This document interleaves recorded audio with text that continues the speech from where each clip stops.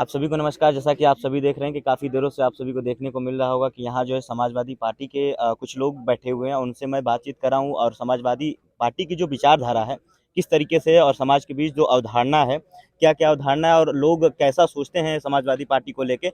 मैं बात करूँगा, 2-3 प्रश्न उठाने का प्रयास करूँगा और मैं आकांक्षी रहूँगा कि उस प्रश्न का जो है आंसर मिले, जवाब मिले। हाँ जी भैया, सबसे पहले आप अपना परिचय दें। अब मेरा नाम राहुल दुबे है। जी। मैं पूर्व छात्र संघ अध्यक्ष काशी विद्यापीठ जी। और इस समय वर्तमान में मैं प्रदेश समाजवादी पार्टी का प्रदेश कार्यकारिणी सदस्य हूँ और कार्य क्षेत्र हमारा मधुबन है।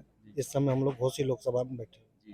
तो जैसा कि आप सभी जानते हैं कि समाजवादी पार्टी को लेके बहुत सारी टिप्पणियाँ होती रहती हैं। कहीं न कहीं उस पे लांछन लगाया जाता है कि जातिवाद उसमें किया जाता है। तो ये कहाँ तक सही है और कहाँ तक गलत है? पहली बात तो जातिवाद की चीज़ें मैं आपसे अभी तुरंत इसको डिनाई करता हूँ, जी। क्योंकि मैं मेरा नाम राहुल दुबे है जी, जी। और हमारे बगल में भी पंडित जी बैठे हैं, हमारे बगल में भी बड़े भाई पंडित जी बैठे हैं।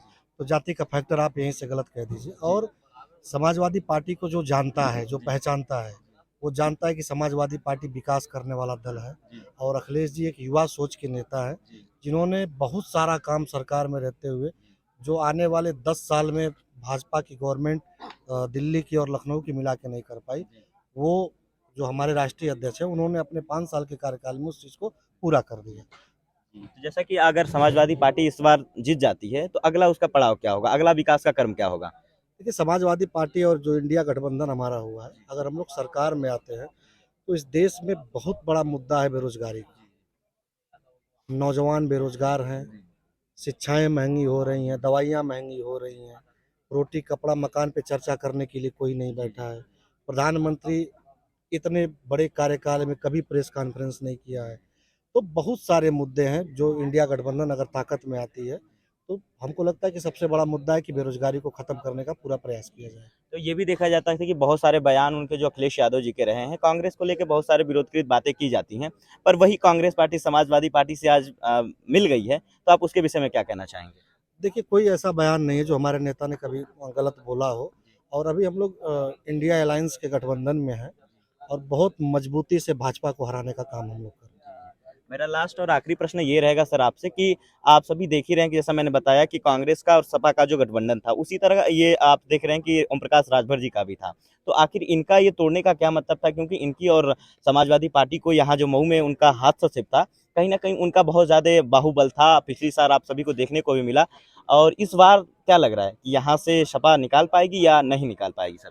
पहली बात तो आप ये जान जाइए कि आपका ये कहना बिल्कुल गलत है कि यहाँ से सपा निकाल पाएगी। जी।